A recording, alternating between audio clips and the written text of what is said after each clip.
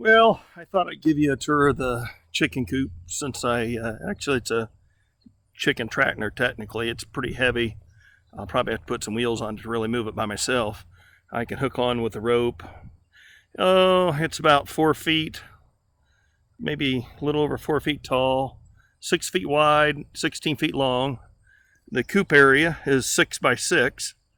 Um, and I decided to put metal roofing on this instead of plastic because of longevity. Should last my lifetime, at least another 30 to 50 years. Uh, I've had a lot better success with metal roofing in the past. Plastic is cracked, UV rays, whatnot. Just working with it, laying things on it. Plastic has broke down in the past. I've made 30 or 40 dog runs and whatnot in the last 35, 40 years, and I've had a lot better success with the metal. But this is the first time I've really been involved in finishing a chicken coop.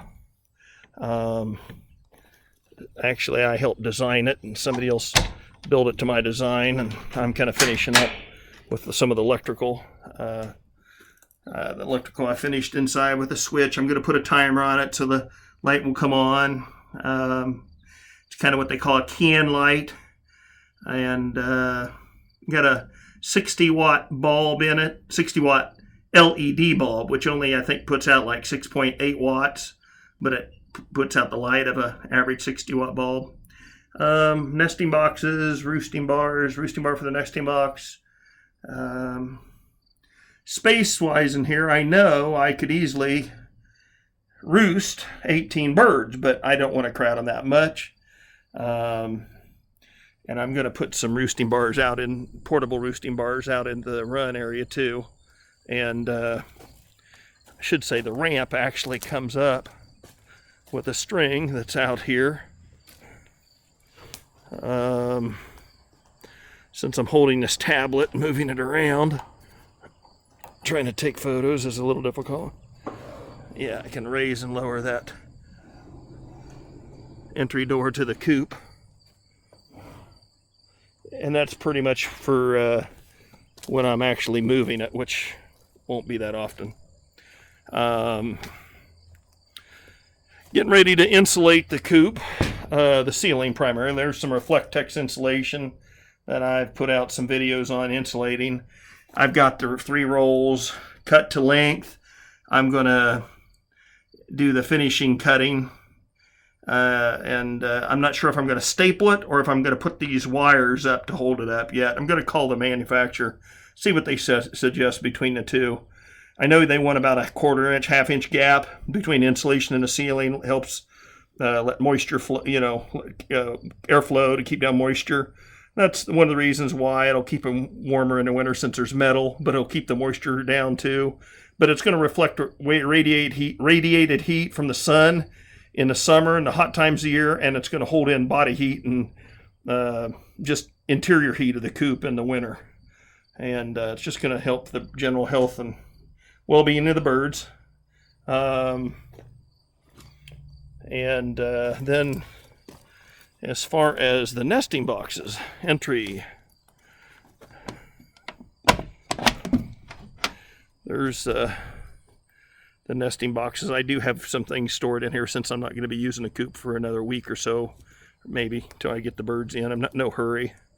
I've still got the pullets are just a little over 6 weeks old, and I've got them in an exercise area.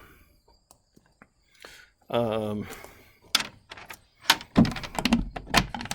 there's any questions, somebody has some questions or suggestions, feel free to send them to me. Here's some outside plug-ins over here for the coop, which the switch is an opposite wall interior, which you saw from the other side. I'm going to put some LED lights, probably like Christmas lights, white lights around here. Not to decorate it so much, it's going to help me see at nighttime when I come out and inspect the birds if there's any issues going on or just whatever. I like, they're pets. They're gonna be given quite a bit of attention, just like a pet. They're not kind of like a lot of people consider barnyard birds. These aren't. And I'm gonna probably take them into the public and have children come over and see and play with them, and probably take them to some of the schools and maybe even to some nursing homes down the road. So they're going to have quite a bit of interaction, and so I don't want to treat them just like you know, a barnyard bird or something like that that doesn't get interaction with a lot of people. But a lot of people that do 4-H and stuff do get a lot of interaction, and they're technically barnyard birds, so that's a bad term, I guess, to use, but I guess just they're more of a pet than anything. I have silver-laced Wyandottes, 5 pullets. They're not going to all be in these, though. Welsh Summers, which is a Dutch breed. Black Jersey Giants. Easter egg chickens, and I also have got a real good line of French black copper marrons, and I'm kind of excited about all the breeds. They all have good things to them, and for what I'm wanting. I've primarily got these birds probably for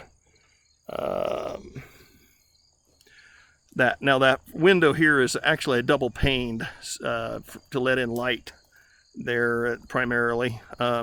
Both there's entrance doors on each side of this coop. You can open them for airflow, and you don't need that's the primary thing I see in a lot of coops. They don't have enough airflow. These have both sides. You can open or close the door, open or close separately the screen to keep the airflow. It really keeps the stress down on the birds. They lay better all year round.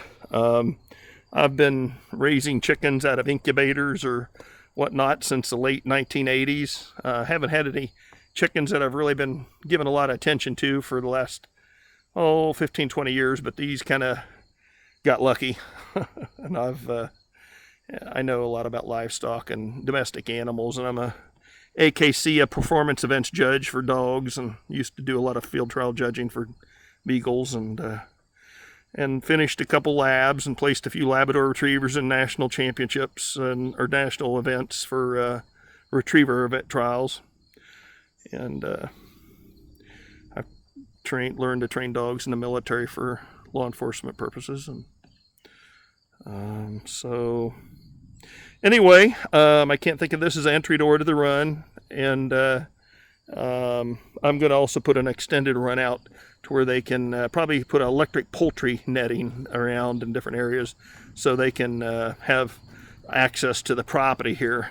But I was going to say the primary reason I got the birds, probably about 40%, the reason I wanted to get chickens was to actually, I have about a 1/4 acre residential property in town, and I have over 50 fruit trees, front and back.